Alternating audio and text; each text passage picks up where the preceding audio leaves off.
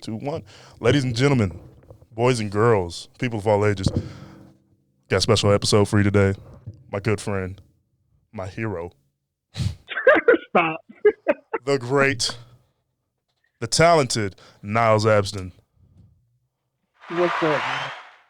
What's up, Yeah, man? you wild, bro. Oh, man. I'm telling the truth. Telling the truth. That's all I can do. Come to Jesus, tell the truth. Damn, I appreciate you, man. For sure, for sure. So, what you been doing lately? So we talked a couple of weeks ago, like, 2 months ago, actually. And episode was shitty because I didn't know how to podcast very well back then, and still figuring it out. But we are back. You are back, and you got some new things cooking. You still got some shit popping, and I'd be lying if I didn't say I wasn't just a little bit proud of you. So Why is that? I don't know. I just feel like since I just started talking to you, and it's just like you start retweeting my shit, I'm like, I'm gonna get famous one day. I'm gonna get Niles famous one day. Oh shit, here we go. And so I don't still need to get famous. I'm gonna ride Niles' coattails to the fucking promised land. Man, if I had it, I wouldn't mind.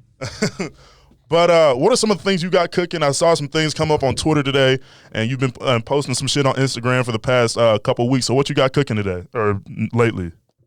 I got a new podcast coming soon. Like next month, we're gonna drop the first episode. It's gonna be called The Clown Cast. Just me and one of my favorite clowns. She's a really funny comedian. My homegirl Harper Rose. For sure. So we got a little podcast coming soon for the people. Cause I'm going crazy at home. I'm to the point where I'm tired of smoking weed. I don't have anything to do but smoke. And yesterday I was just smoking a bunch. I was like, I'm tired of this. Like, it's not even fun anymore. I'm just doing it to pass the time.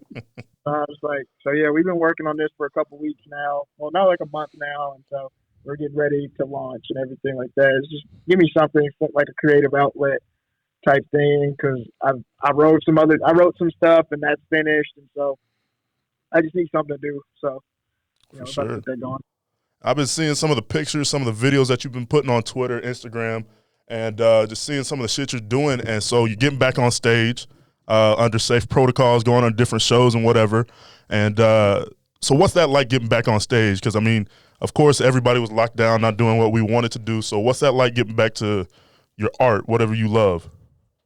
It's been fun but challenging at the same time. Mm-hmm. Just kind of feeling it out and figuring it out, because it's different. The audience is like really far away from you. Most of the audience has masks on. Like in fact, like all the shows really, the audience has had masks on.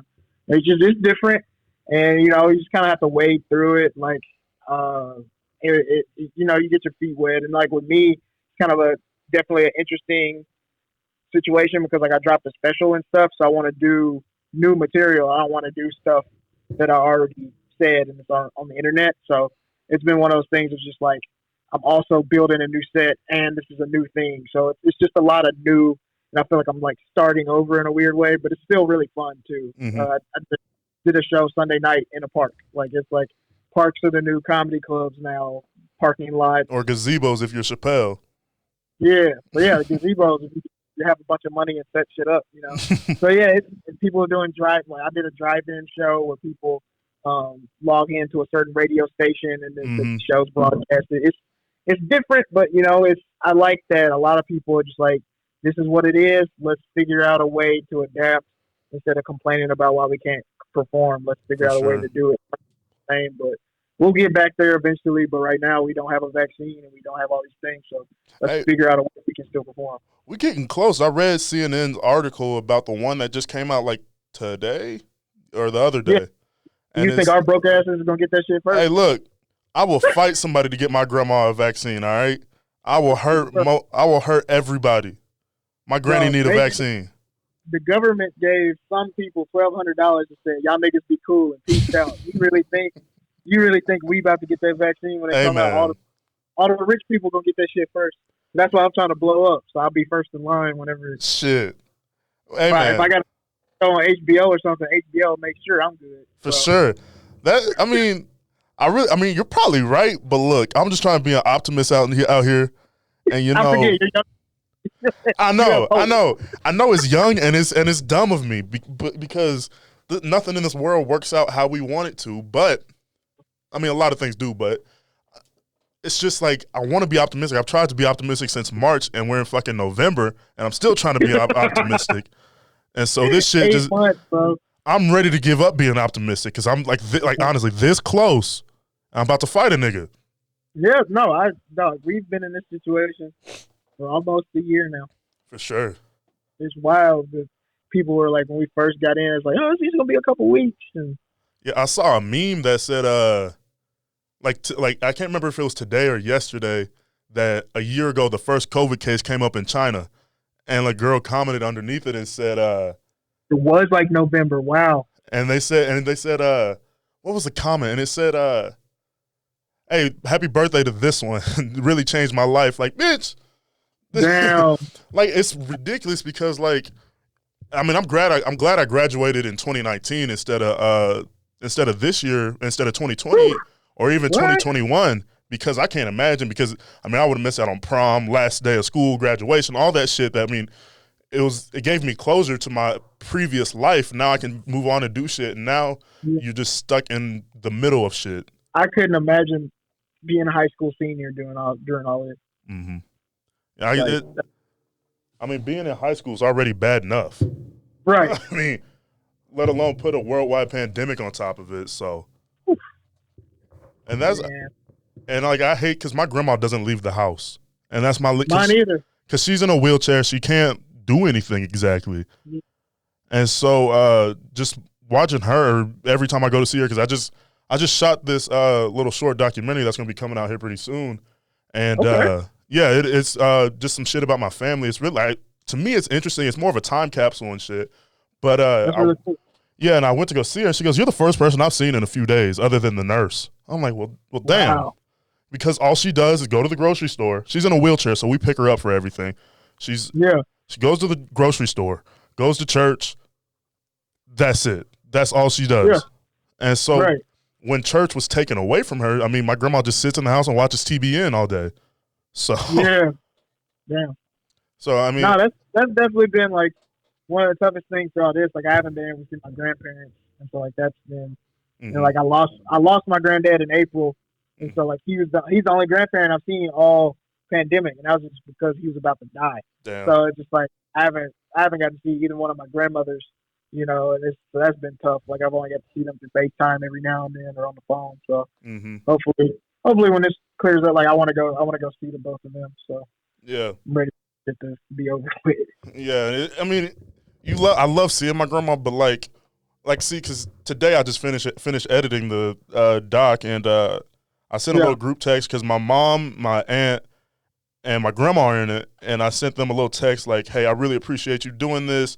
It's gonna be like a time capsule, so I love you guys." Grandma responded to every single text, and all it was from my aunt and my mom saying, "Love you, thank you for doing this." I'm like, Granny, you ain't got to say everything to everybody. Like, chill, bro, chill. She's always got something to say about something, but I love her to death, and I mean, but like doing this documentary was really, really important to me. So that kind of leads me into something that I wanted to ask you. Like, what are you doing now that you want to see yourself in 10 years that you want to be proud of? Definitely just I'm writing a lot of different things. Mm-hmm. Writing a couple of show ideas. I got an idea for a new movie today that I want to write. That's what's up. Start on that right after we get off of this. I'm hindering your creativity a little bit. Oh man, this is good because I have time to like kind of think about it too.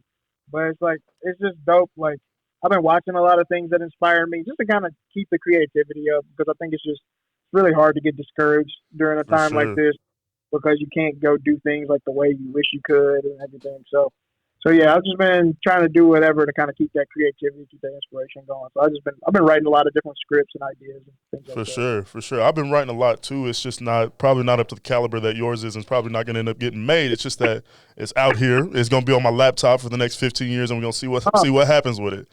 But that's what you gotta do, bro. I tell people all the time. I remember I heard this when I was like 19, and I didn't believe it.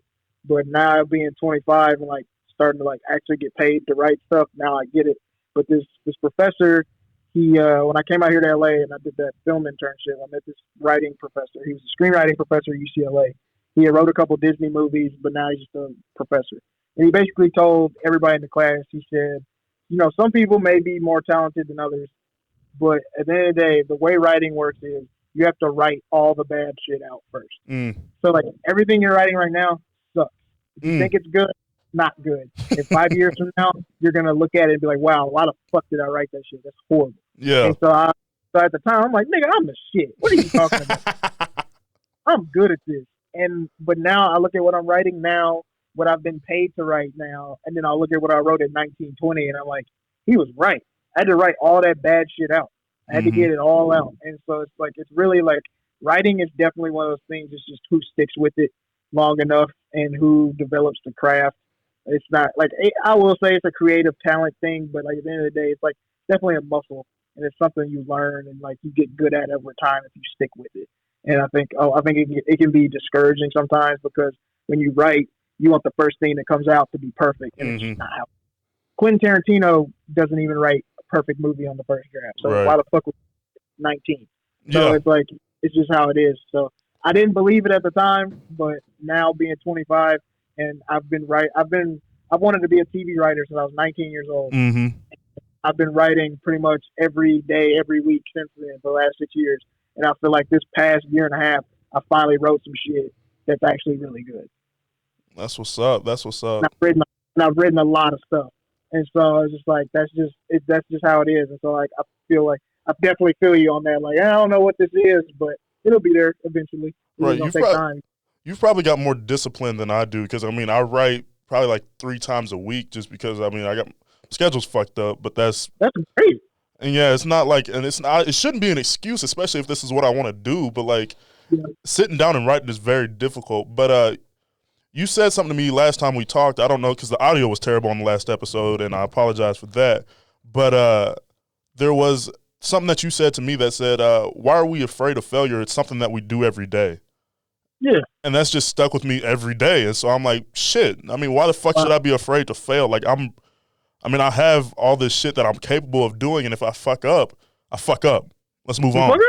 So, yeah, and like, I kind of said something like, to kind of continue off of what you said was like, you might as well fuck up on purpose, because I mean, even if you try, it's not gonna be perfect, because you're 19, you're this, that, and the third. You're not perfect, so you're not gonna win an Oscar because of this little script that you wrote. I mean, I'm not gonna win shit for this little short documentary, but I fucking made it, and so I love it. And so, but you said you've been watching some shit, and like, what have you been watching? What's your favorite thing that you've watched so far that's really kept your creativity going? I've been watching a lot of older stuff. Just like things that I think were like cultural gems. It's like when like the Chappelle Show. Yes, sir.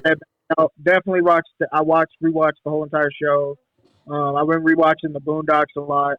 I've been watching like older movies that did well, because I think the 90s, early 2000s was just a great period for films. I've been going back and watching movies like set in the 90s or earlier that I had just never seen before.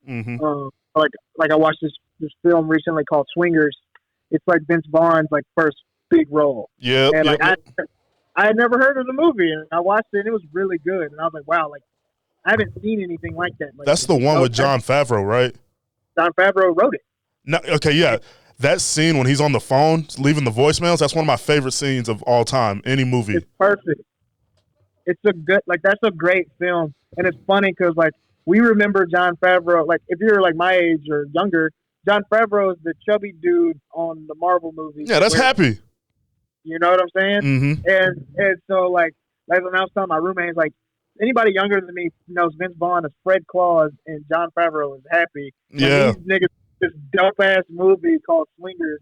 Like, you live in L.A., like, that shit is so true to form. That's what's up. So, like, I had a lot of fun watching the movie because it just felt different than the shit that they put on these streamers just to get people to hate watch it these days. Right. It was a good, and like it was just fun to watch. It was a well written film. It had serious parts, it had funny parts, and like it reminded me of stuff like, yo, I want to make shit like that. So like it's just good to watch stuff that inspire kind of like what you want to do. So yeah, that's just kind of an example. But yeah, I've been watching old stand up specials.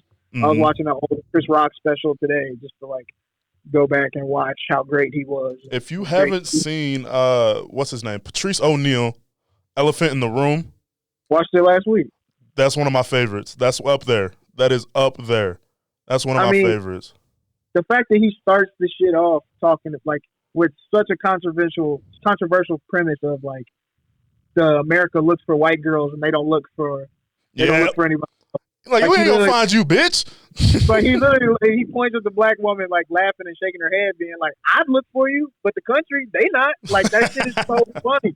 And he's telling this black dude that has a white woman with him, like that's top tier white woman right there. Like, like that shit is so fucking funny that he started off so controversial. For sure. And it's just that was just kind of inspirational to me because like I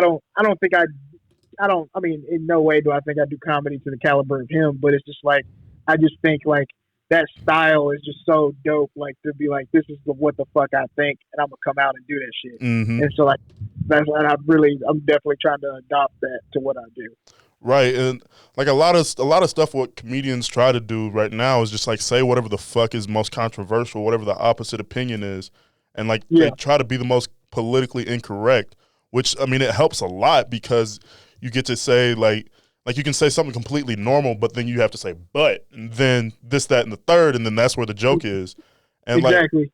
Like I put on Chappelle's show when I had this girl in my room, right? And this bitch, she goes, "So who's this?" I'm like, hold the fuck on, bruh. Who's this? I almost knocked her out, but then we had a night. But then, what else was I gonna say? I watched, I got the HBO, I got an HBO subscription, and I watched Citizen Kane. I'm like, this shit is booty. It is not. I don't understand the fascination with that movie. Like I watched it, I'm like, this is a good movie. I mean, I think about it at like with the time, like if somebody told me to look at it at the time period, like how revolutionary it was for the 1940s, I'm like, cool. Still trash. Yeah, I guess.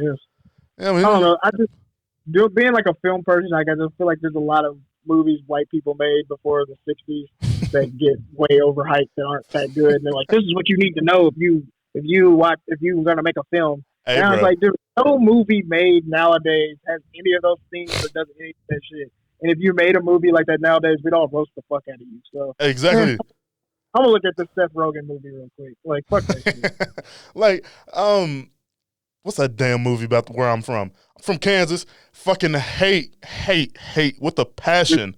Hate Wizard of Oz. Fucking hate that movie. Why? Because you're from Kansas? Because, okay, every time I go somewhere, go out of state, go somewhere, it looks like you're not in Kansas anymore. Well, shut the fuck up. That's kind of fucking obvious, you piece of shit. Like, I hate that movie so much. People really say that shit? Every time. Every damn time. Never fails. Never fails. I'm telling you, Niles. Never fucking fails. Like, that's funny. I remember it from when I was. I'm gonna start doing that to people I meet from Kansas now. Don't. Because if they're anything like me, I might just punch you square in the jaw. Like, that shit is ass. I'm gonna do it and laugh because I know inside what it's doing. Oh my God, that is so horrible. Hold on, let me try and turn on Do Not Disturb. People disturbing me. You know, yeah. I was gonna try and come up with something fun. Fuck. But yeah, I can't stand that damn movie. It's probably just a fine movie, but people always want to be like, oh, this, that, like, oh, hey, you're not in Kansas anymore. Well, duh. No fucking duh. We're in Tennessee. I'm trying to get the fuck out now. That's hilarious. Damn. You gotta live with that the rest of your life every time you forever. I'm gonna start claiming somewhere else, but there's nowhere else nearby to claim that's really nice. Like Oklahoma, nigga.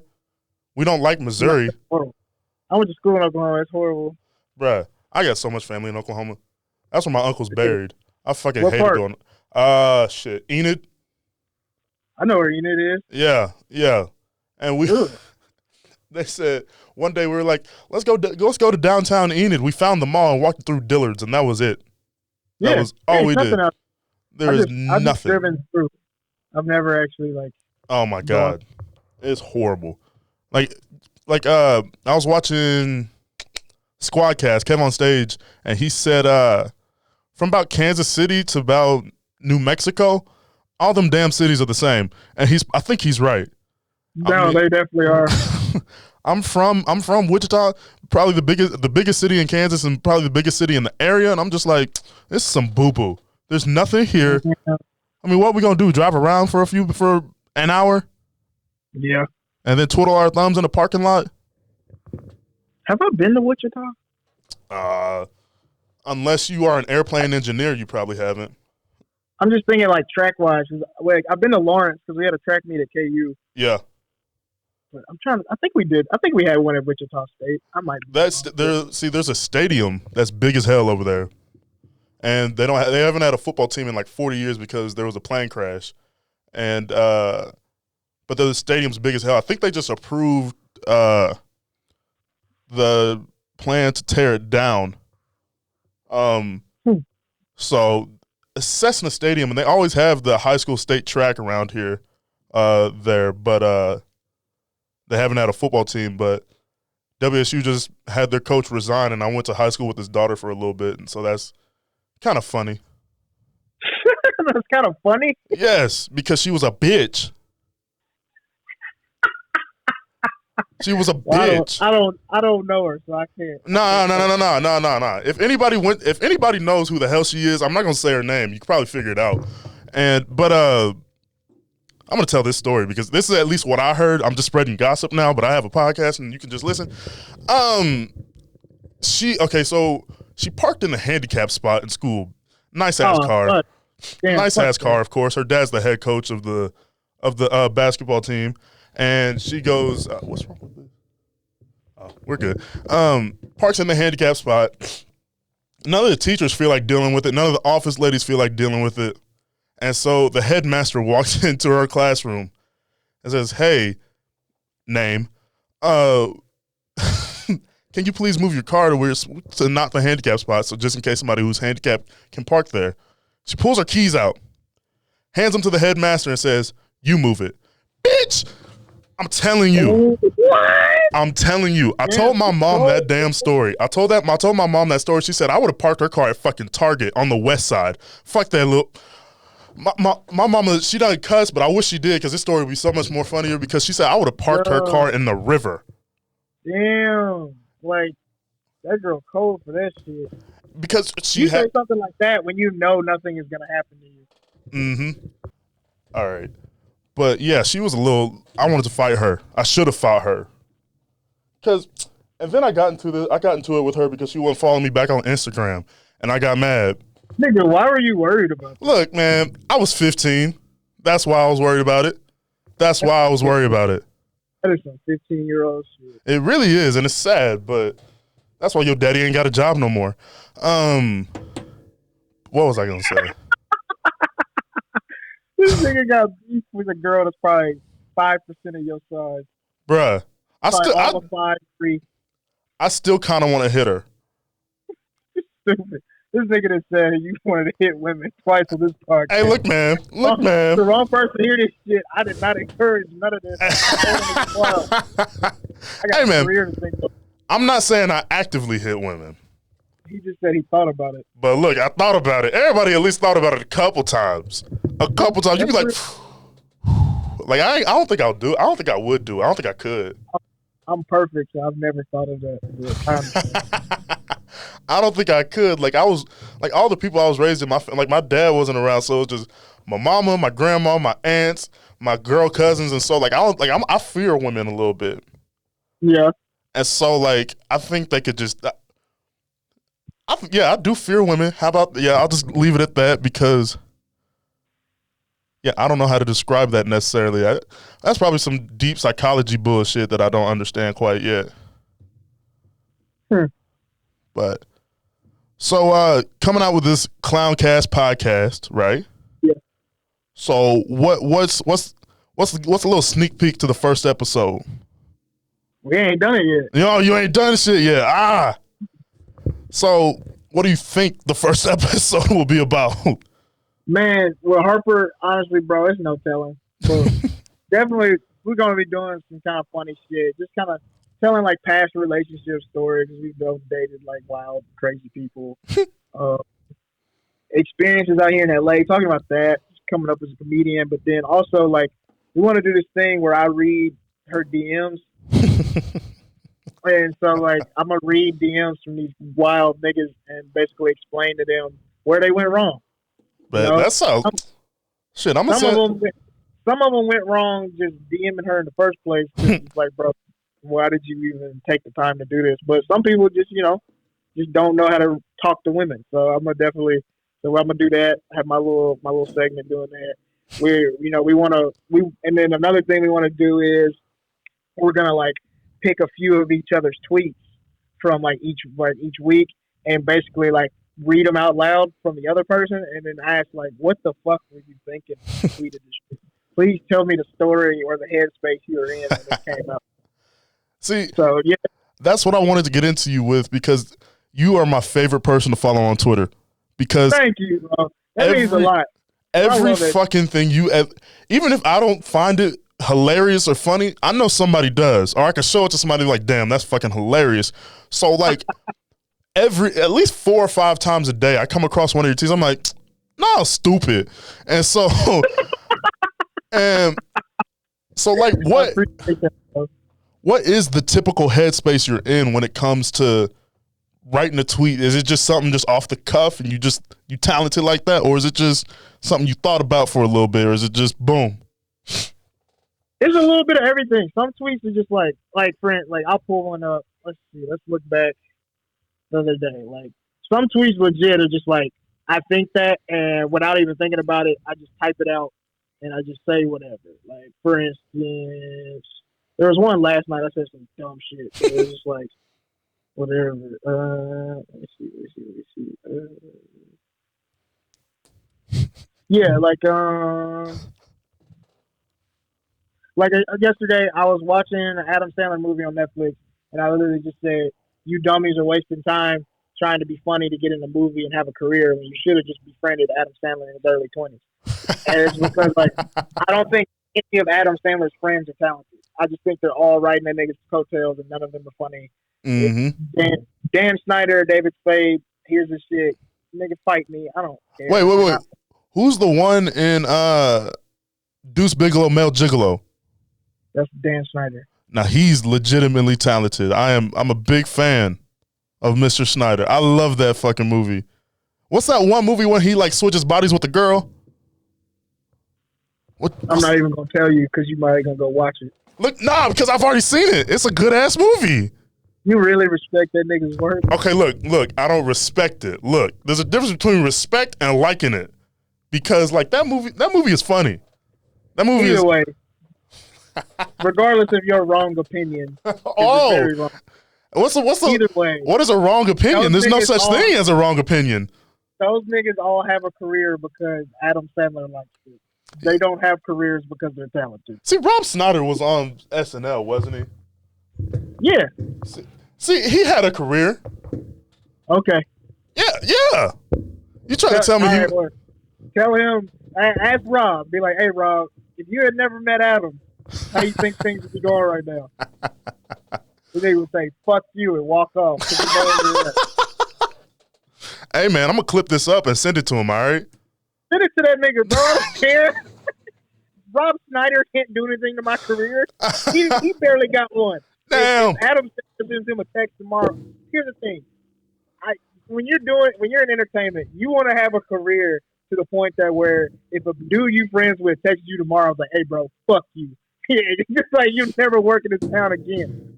Nobody's asking Rob Schneider, hey, bro, what kind of ideas you got right now? No. We all know him as you can do it. That's what we know that. Hey, man. Nobody's asking dudes, nobody's like, man, you heard the hot fire Rob Schneider's been saying on stage? No, bro. Okay. Stop. I think that's just a form of, that's just his career, because you could say the same thing about Will Ferrell because he's just not a stand-up comic. But Will Ferrell's hilarious. But he's not a stand-up comic. But I'm saying Will Ferrell's not famous because one of his friends is like, let's put Will in a movie. Will Ferrell's famous because he's extremely talented. True. All right, you might have got me there. Don't ever compare Rob Schneider to Will Ferrell. Okay, I'm not. I'm just saying that in the same realm of things, they're not. Neither one of them are stand-up comedians. Okay, I don't know about Rob Schneider like that. Rob Schneider's a stand-up comedian. Is he? Yeah, exactly. The fact that you just went, is he? Hey, Just man. tells you that he's trash. It's because I'm 19. Don't blame it on No, that. nigga. No, nigga. You know comedians that's way older than you. You said, is he? And the way you even said it was like, Hey, damn, man. I don't. Hey, You said man. it in a way like, damn, I don't think he would be good at that either. You know, bro, don't play with me, man. Come on here. Don't let Rob Schneider be the hill you die on, my nigga. Please. Hey, man. First of all, the hill I die on will be Tyler Perry, first and foremost. We already had a conversation about that. Because, bro. I'll let you have that one because he's a billionaire. All right. Good. Because, look, I will say one thing about Tyler Perry. The plays are better than the movies, and I think that's undisputed. Of course. I mean, that's what he got on doing. Yeah. Exactly. And so, because I follow this one TikTok page about like with like all the clips and shit from his plays and a few from his movies, and I just be watching those from the plays like, damn, this is funny as hell. Shit, even Tyler laughing. So like you have to admit. When I was a kid, I went to one of his plays live, and it was really funny. Yeah, I think he did a tour of The Color Purple one time, and he came on stage at one point in Wichita because he loved Wichita when he was doing the plays because we always had the best crowds. Because I mean, Wichita liked that, you know what I'm saying? But we ain't shit. We ain't shit. That's a reason to go to Wichita, you guys. They love Tyler Perry plays out there. Yeah, put that on the sign. Wichita, Kansas. We love Tyler Perry. Put that on the sign. Tourism. Yeah, hey, man. That's rude, bro. I'm a little hurt because, look, without Wichita, y'all ain't got no airplanes to fly on. That's about all we got. I ain't gonna cap you act like some other white dude wouldn't have just invented that shit. Hey, no. We produced the most airplanes. They wasn't invented in Wichita. We just produced the most.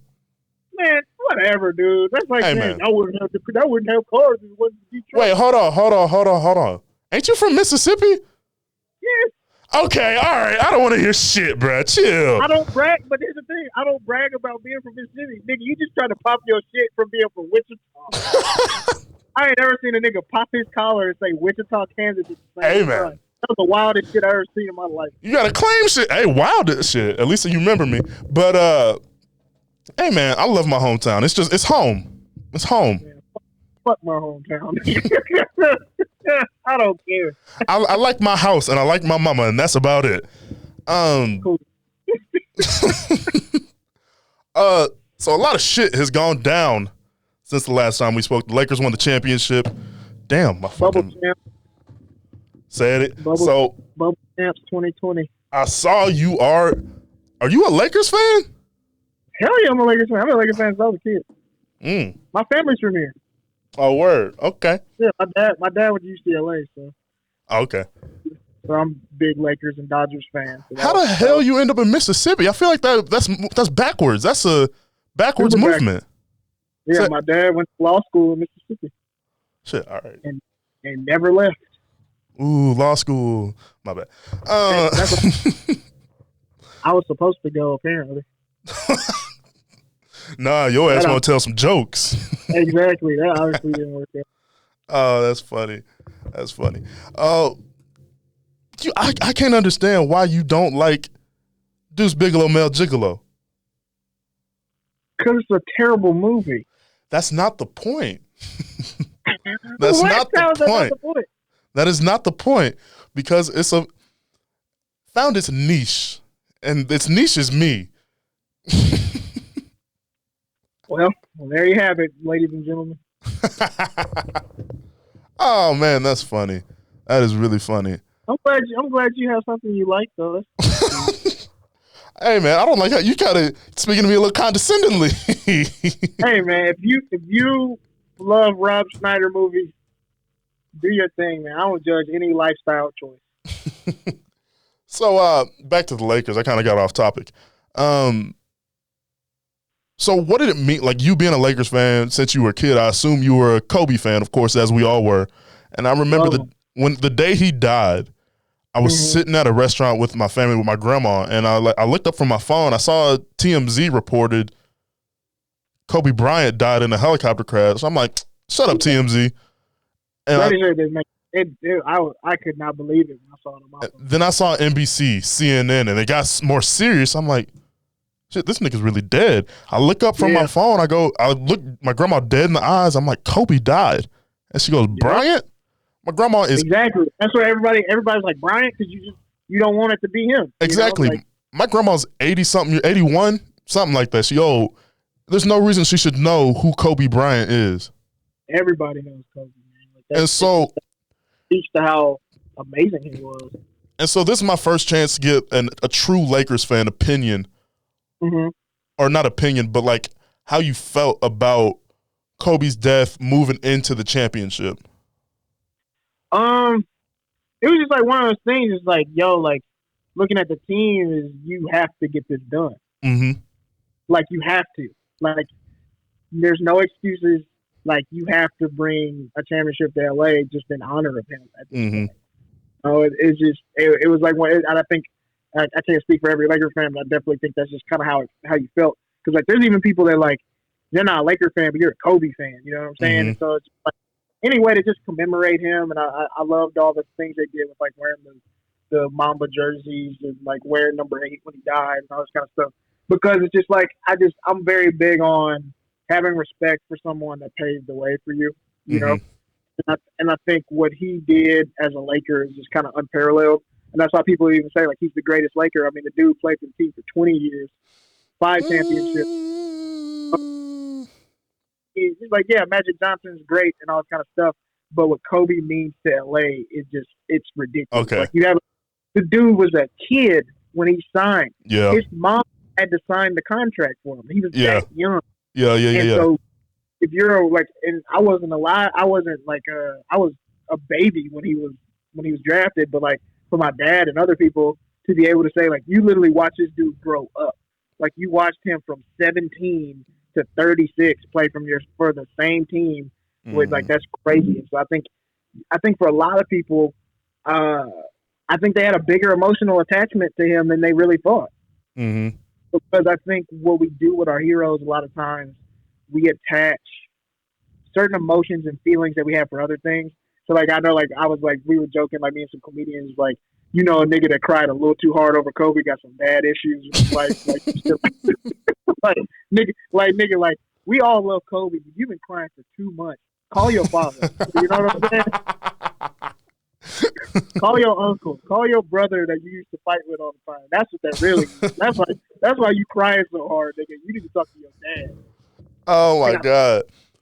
And I think Kobe dying reminded a lot of black men, especially, just about mortality. Yeah. That dude was like, everybody, like, they would call him a demigod. Like, they would joke, like, Kobe was like a god, bro. Like, he was like this thing. Like, he was like, it got to a point where he wasn't even like a person anymore. He was just like thing that motivated you to put 110% in. You hear the stories about him. He's drenched, soaking wet in sweat, training at 4 a.m., 5 a.m., and then dudes are just now showing up to the gym. Like every guy he played with has a story. Like, yeah, Kobe told me come to the gym to practice with him at 5. I got there 30 minutes early, thinking I was going to impress him. Come to find out, he's been there since 3 a.m. and now he's about to kick my ass for another workout. Like I definitely credit Kobe with how competitive the NBA got. Yes. After about 2007, 2008, yes. because he was like the leader on that 2008 Team USA team, and I think the way he prepared himself and the way he trained and the way he played, all the other superstars got a close-up look. Because I think they probably always heard stories like, man, Kobe crazy as fuck. He be doing this and that, practicing one move 10,000 times, all this kind of shit. And then these guys got to be with him in a different country and really see like, man, this dude is out of this world. Like, sure. I'm not half the shit this guy is doing, and he's 5 years older than me. Yeah. He's older than me. I'm not doing none of this shit. And so, like, I definitely attribute like the way LeBron's career has gone, Melo, Kobe, like KD, all that, and just going down from that to Dwight Howard, like all these guys. Like, I really feel like they stepped it up a level because this guy they saw in high school, they got to play with him overseas. And he just kind of, I think he really changed the generation of basketball because they got to see like what this Mamba thing was and how he trained. I mean, I was listening to something the other day. I love Gilbert Arenas' podcast. If you ever watched it and listened to it, it's really dope. And he was talking about how he got to the gym early to warm up before they played the Lakers one time. And he said he looked over and he said Kobe was doing the same move. He kept doing the same move, and it was just this like turn right shoulder fade away. He just did it did it come from the left, right shoulder fade away. He said he thinks he did it about 10,000 times. Like for 2 hours, he just practiced that same move, just 2 hours. The trainer just keeps throwing him the ball in the same spot, and it's just like that's kind of maniacal in a way. I don't think I could do that though. No, nobody. I mean, I love football. I love all the shit. I love working out, doing all that shit. But I just don't. I can't see myself just like, all right, turn your shoulder 10,000 times. 10,000. Like I can't do that shit. And so that's why there's only one Kobe Bryant. Exactly. Because you're exactly right. Gilbert Arenas was really, really good. Mm-hmm. Gilbert Arenas gave Kobe 60 one time. I remember watching the game on TV. He got buckets on Kobe, but he didn't have a career like Kobe did. He's still Gilbert fucking Arenas. And so it's just like when you look at Kobe, it's like hearing all these stories now, like you see, like, oh, this is why this dude was so good. Like you sometimes you just chalk it up to natural ability and all this kind of thing. Like, no, that guy was doing something that other people were not willing to do, and like that's one of my favorite quotes. My dad used to always tell me this quote when I was a kid. Jerry Rice said it. He said, "I'm gonna do what people won't do today, so I can have what I will do what other people don't want to do today, so I can have what other people won't have tomorrow." And it's just I've said that to myself every day since I was 8. Damn. And it's so true. Like if you really a lot of things in life are just straight up. Somebody was willing to do the shit nobody else was willing to do. Right. And there's been guys that have way more athletic ability than Kobe Bryant. For sure. Kobe Bryant. There's guys that got drafted ahead of Kobe Bryant, but he's better than all of them. And that's wild to me. For sure. This dude, and it's that's what. And Gilbert Arenas saw this in public in Staples Center. So imagine what Kobe was doing in private. God damn, that's insane. Because again, on the day he died, we had a workout that evening, starting at 5 or whatever, and obviously the energy in the mood and energy in the weight room was down just because shit happened, and and so one of the coaches goes, "Hey, we're warming up." He goes, "Hey, stop this warm up, bruh. The worst thing fucking happened. Let's just move on." I was like, "Well, I can't exactly move on. One of the most biggest icons since I was born just died, and what are we supposed to do? Just accept that?" That was wild. The next day when there was games on TV, and somebody was just play, they were just crying on the bench. The Pro Bowl was that day. The Pro Bowl was that day. The Pro Bowl was that day too. But yeah, there's I remember watching Bradley Beal crying on the bench. Yes. Guys court, and it was because that was their guy. Grown ass men, hard ass niggas crying. Niggas who listen to NBA YoungBoy crying. That was ridiculous. That's how much that dude meant to everybody, man. That's insane. Honestly, I'm just not built that way to be all right, turn your shoulder, do that. And it's unimaginable because I don't think I learned. Yeah, and I don't think I know anybody that has that type of work ethic. Oh, just to be. They're a dime a dozen. People like that are a dime a dozen, bro. Honestly, I don't even think LeBron's like that. I mean, I think a lot of his talent is natural. He's 6'8".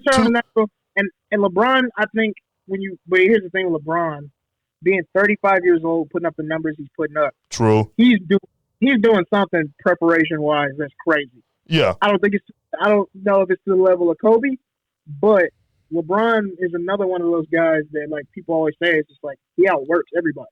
And so that's wild to me for probably the most naturally gifted athlete of all time still feels like he has to outwork people. That's why LeBron's so different.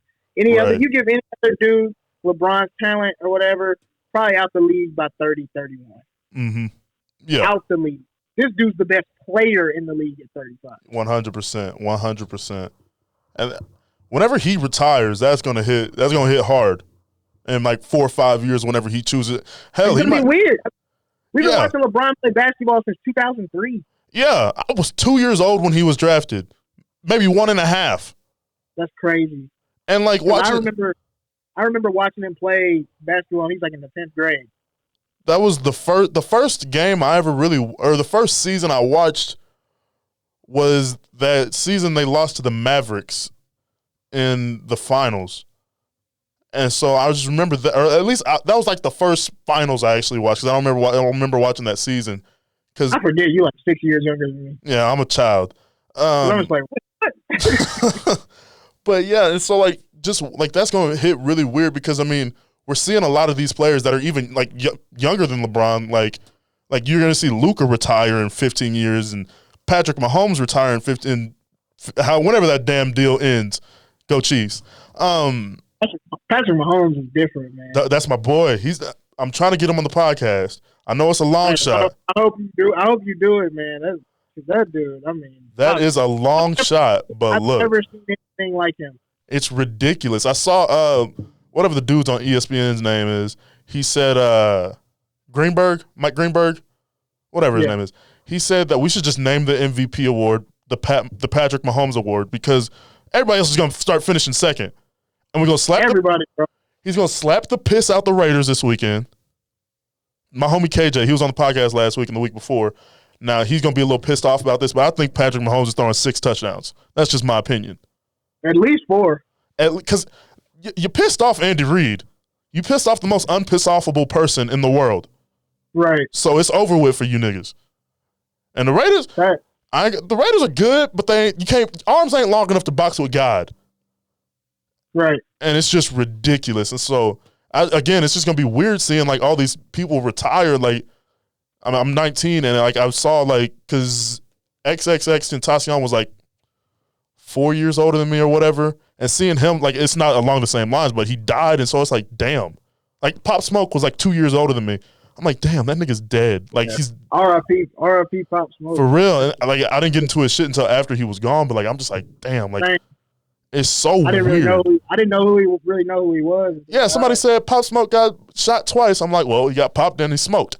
And I kind of made a little joke out of it and walked away from it. Yeah, I kind of feel bad about it now, but I don't name yourself Pop Smoke and get shot. About it now. You ain't shit. I ain't. Don't plan on being shit either. But yeah, so just seeing like all these people in that we see every day that we're such big fans of that in 10, 15 years, which seems like a long time away from now, shit, they're gonna be gone. Yeah. So I mean, I think about like the athletes I really looked up to when I was little. You know, they chubby and shit now. Like, they don't, or they got an analyst job. I don't know why that was so funny. It's because I love seeing that Michael Irvin video where it says, "Well, loser recipes." That shit is funny to me. Have you seen it? Mm-mm. I'll either put it into the podcast or I'll do something. You're gonna see it, but that shit is hilarious because he's talking about Peyton Manning whenever he left the Colts or whatever. But that shit is hilarious. But that is true. Yeah. Because I caught the tail end of Ray Lewis's career. And seeing the top of his head now, I hate that shit. See, because I haven't seen it. Hey, man, I think he needs to get that. Whatever LeBron did, he needs to get that done. Because, the whole top of his head, it's just gone. It's just a sheath of hair. I don't understand why those guys just don't give it up. Honestly, just shave it. I mean, it's cool to be bald now. Michael Jordan made it cool. Just let it just be bald. Yeah, Mike did all the hard work, man. For real. That's insane. But Dodgers won too, and I saw you in a Dodgers uni. What's up with that? Yeah. You a Dodgers fan too? Just because family too? Hell yeah. I've been a Dodgers fan since I forget his name. When I was a kid, there was a pitcher that wore goggles that played for the Dodgers. So dope. He was like Italian or something. He's dope. But yeah, I've been a fan since I was a kid. I love the Dodgers. I might even love them more than the Lakers. I don't know. I love the Dodgers. So, and with the Dodgers, it was even more crazy because the Dodgers, we haven't won since '88. Yeah. You know, and then we got cheated by the Houston Astros. Yeah. With that thing. So it was just kind of like it was like an emotional release when the Dodgers won. It felt and I was telling a friend the other day, he's not from here. I was like, the Lakers went in. It was kind of one of those things like, y'all better do this shit. Yeah. Kobe died. We got it. We got AD. We have a good bench. Y'all better pull this off. Y'all don't pull this off, it's a failure. Whereas like the Dodgers, it was just kind of like they just had a really good playoff, and everybody's like, man, the team's playing really good. So when they won, it was kind of like a surprise. Like I didn't think we were gonna make it out the NLCS, and then when they did, I was like, they're gonna win the whole thing. Like when they got out of that game 7, I was like, we're gonna win the whole thing. You didn't even get scared with little what's that nigga's name? Ricky. Man, fuck that nigga, bro. I hate that dude. Oh, I hate that dude. What's his name? The Cuban dude. What? Ricky Rosarena? Dog, he is so good. He said, fuck that nigga. Bro, I saw him. He hit 10 home runs. This is your first playoff, and he's going to set the home run record. Man, fuck you. See, because I had and heard. The reason I had nobody even heard of this dude until this year. He's just a Cuban nigga, bro. Like, he like, apparently they're making a movie about his life because it's some crazy shit. Apparently he had to, like, escape Cuba on a boat to get here or something. Bro, like, straight up. He did, like, escape Cuba on a boat to get here, and then he, like, tried out for, like, a team, and then the Rays picked him up. And now he's, like, the most coveted player in baseball now. What the hell? He escaped on a boat last year. See, talk about a 2020 come-up. See, damn.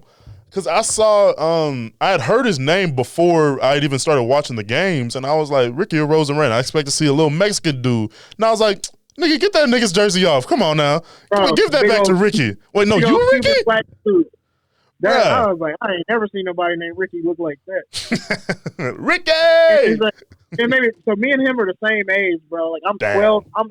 I'm 12 days older than him. I looked up his birthday. We're born in the same month. Damn. I was like, that dude, like, he's huge. Like, he's just a big bruh. Up here. I was like, that dude's a beast, man. Like, he's gonna have a long career. That's what's up. They hit 10 home runs in the playoffs. He hit 25. You never even been to the playoffs before.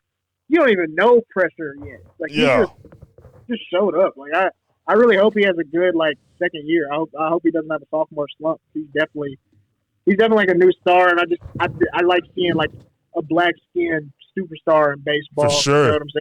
It's just good for the sport, and, like, you know, it's just good because, like, the Dodgers, like, everybody on the team white except for Mookie Betts, you know. So it's just like our team's all white dudes, but it's just funny.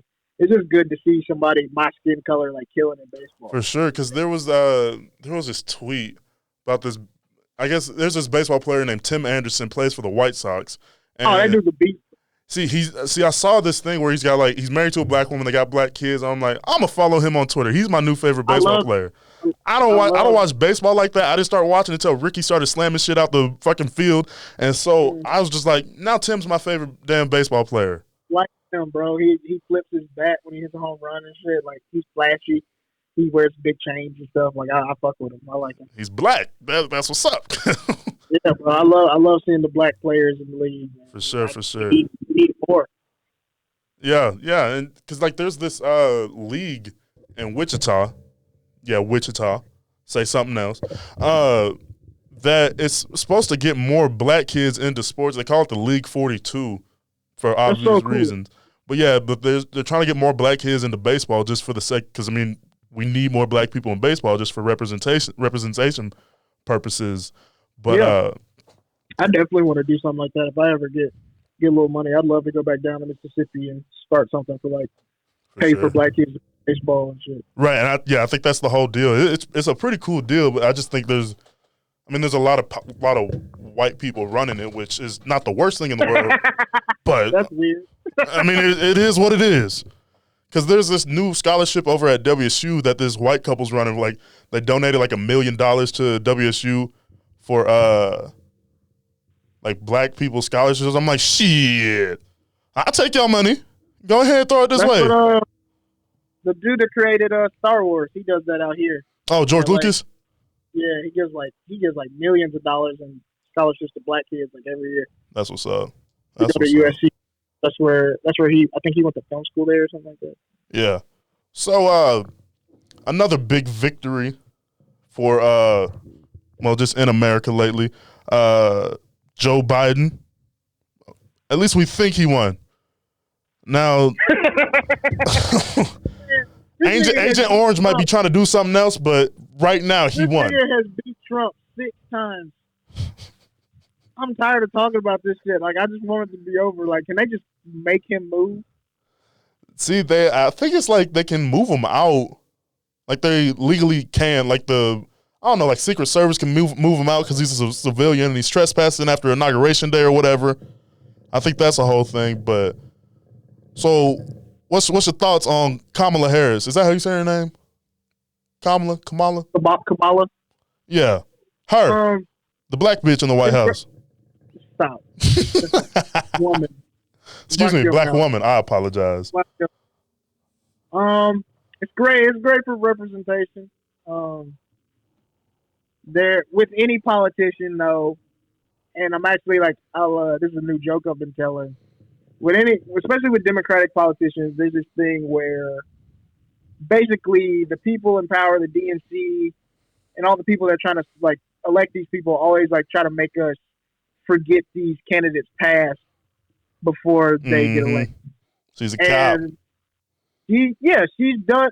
She has some questionable things in her record. Just to tell the truth, what her days as a prosecutor, some of the police officers she protected. There's cases where people were wrongfully imprisoned for things, and she didn't really get a case enough time. There's been instances where there was inmates in California. She prolonged their sentence straight up just so the state of California could get more cheap labor out of it. Damn. But it's just like every prosecutor does fucked up shit like that. So like and like even like with Joe Biden, like if you really look up Joe Biden, back in the 60s, he was against integration of schools in Delaware. And it's like there's 8 niggas in Delaware. You can't go to school with them. That's racist as fuck. And that's who our president is now. And of course we need to.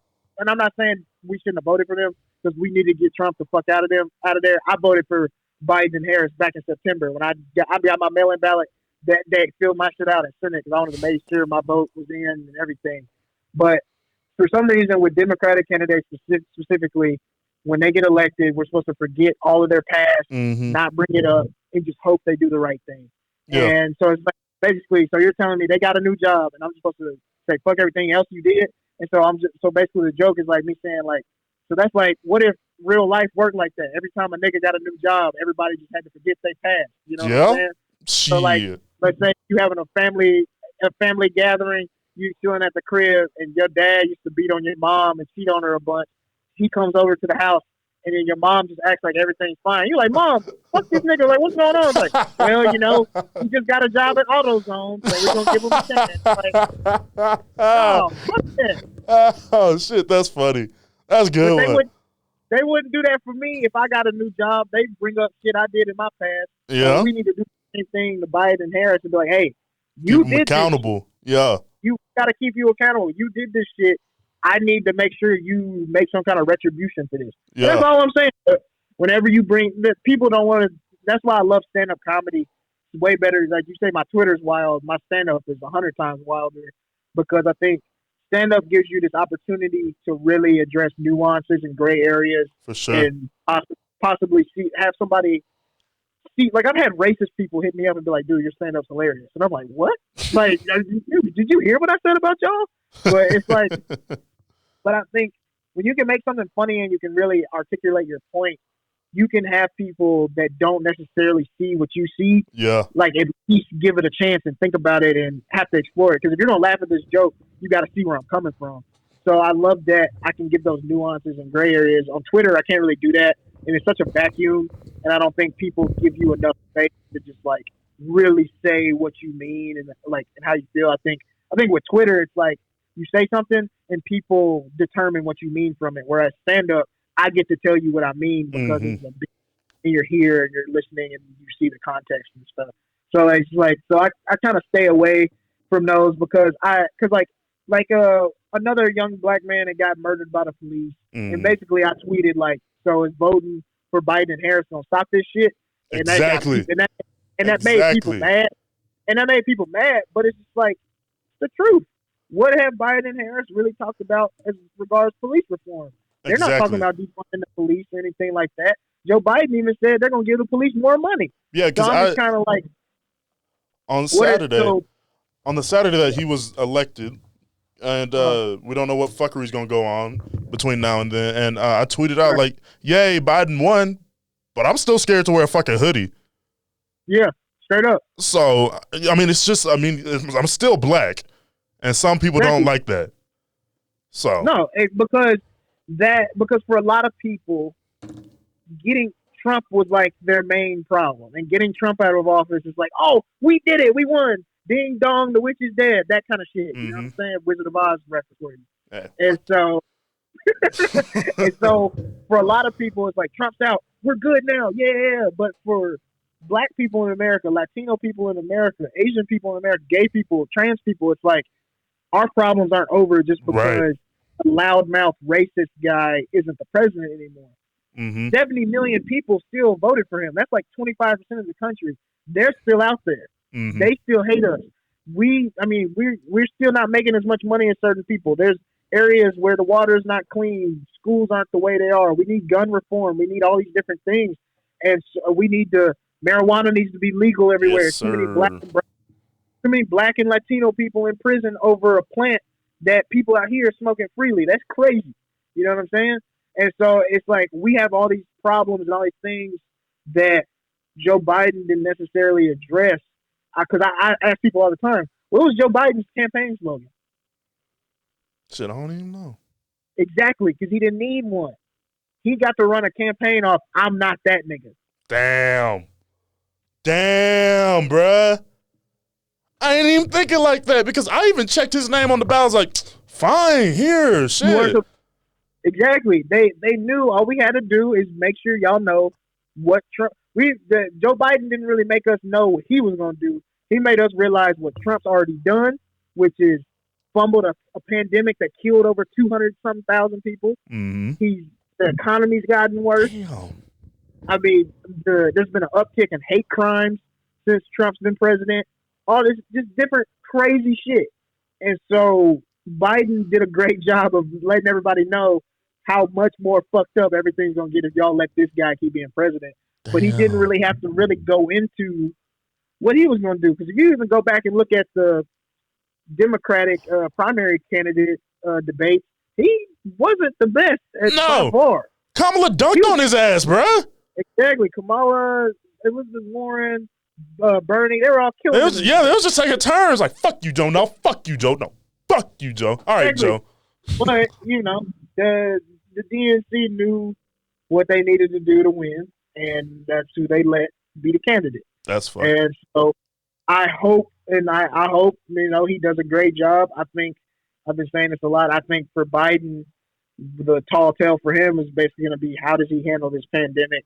How does he get us out of this horrible year that we've had? Yes. He's the president-elect. How are he and Vice President Harris going to get us out of this crazy time that is a pandemic? How are they going to get our economy back going the way it was back when Obama was president? All these different things. So it's going to be interesting to see. It'll be good for comedy. Yes, me and my roommate, sir. talk all the time because like now, not liking the president or having like something to say about the president will actually be funny now. It's not going to be because a lot of people got through comedy these last 4 years and just basically just saying fuck Trump and Trump sucks and making fun of his tweets and shit, right? Whereas like with Biden, to say something bad about him, you actually have to write a good joke. Yes. You actually have to you have to have a real viewpoint. Just like I was saying, I like the job thing. Like you have to have a real viewpoint. You have to really have a perspective and a good idea for the punchline. Because now it's just not like this dude's racist and has a bad tan. Agent Orange, fuck him. You know what I'm saying? Yep. Like people got by on that bullshit for the last 4 years just making fun of Trump. You know what I'm saying? Whereas, like with Biden and Harris, you really have to know what's going on. Figure something out. You got to work. You have to write a good joke. You have to be a real comedian now. Because making fun of Trump I think it's always been hacked. But it's like Trump basically, I think he ruined comedy for 4 years because how do you parody something that's already a parody? Yeah. You're right. Scary Movie, in my opinion, by the Wayans, is like the best parody movie of all time. Yeah. And like they parody a bunch of actual horror movies that are actually very scary and have real plots and all these kind of things. So but you couldn't make a parody movie about Scary Movie because it's already a parody. Yeah. That's what writing a joke about Donald Trump is. Trying to make a parody movie of a movie that's already a parody. Yeah. He's a joke. How are you going to write a joke about him? Yeah, for sure. And I think that's a good point to go ahead and close this off on. Niles, go ahead and promote whatever you want to promote because I know you got a lot of shit coming up. Yeah, follow me on Twitter at Niles100 and follow our podcast on Twitter as well. It's called the Clowncast. You can find it on Twitter at Clowncast_. So follow that. We'll be getting that going next month, and you'll be able to see like everything going on with me. I'll probably put some new stand up on there, all kinds of shit. So yes, sir. And then, of course, always if you're bored, watch my comedy special on YouTube. Oh hell yeah! Girls don't twerk to jokes, bro. I saw that video. Whoever that girl was who started twerking to your joke, that was fucking hilarious. That was funny as shit. I've gotten about like 10 sent to me. It's pretty dope. Oh, that's funny. Hopefully we can get it nationwide. Yes, sir. Hashtag girls don't twerk to jokes. That's a thing now. Make it a TikTok challenge. More ass shaking on the internet will make the world a better place. Yes, sir. Yes, sir. Hey, Niles, I really appreciate you coming on, man. No, I appreciate you, bro. For sure, for sure. I got you. Hey, man, you know the socials to follow me on, the email. Just do it. Follow Niles. Do whatever you need to with Niles. God bless you. God keep you. We out.